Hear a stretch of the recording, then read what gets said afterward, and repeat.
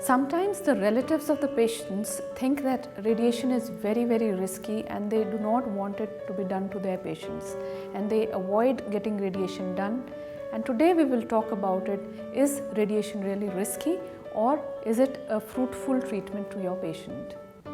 Many a times it happens that people resort to alternative medications fearing radiation, thinking that maybe if we take patient for radiation, he might die by the side effects or the problems which radiation will induce, and ultimately the disease progresses, and by the time they come to us, radiation actually does not hold any benefit then. So it is important to understand whether there is a risk of radiation or not.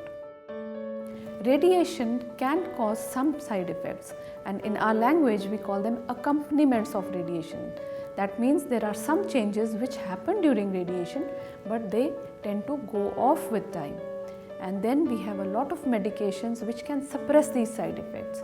For example, people have burning in throat when radiation is happening to the head and neck area. So we have medicines, mouthwashes which can suppress these side effects. So many a times patients think that, okay, I will not do my further radiation because I have stopped to eat, my food quality has gone down. But there are many means by which we can maintain nourishments. There are food supplements, there are alternative feeding techniques like PEG tube or a feeding tube which can assist the patient to maintain a nutrition during treatment. But many times people just think that this may not be the ultimate solution, so they discontinue their treatment.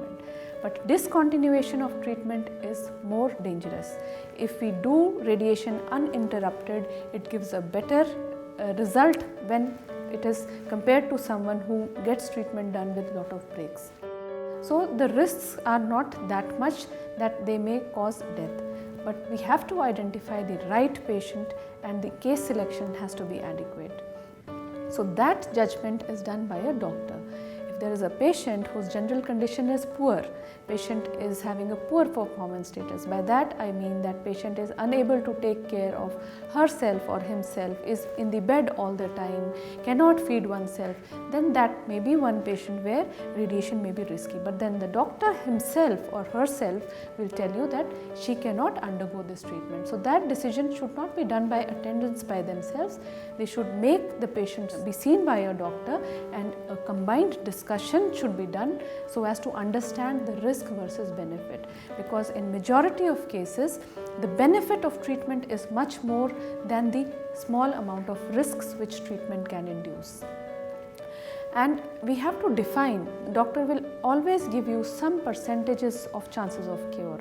For example, if I talk of head and neck cancer, doctor will tell you that okay, patient is stage 3, the chances of cure are 60%, stage 4, maybe chances of cure are 25 to 40%. So it is always told to you that what would be the benefit and what would be the risk. So do not be a judge yourself, do not deny your patient of a good treatment or a good life just because of a fear of radiation.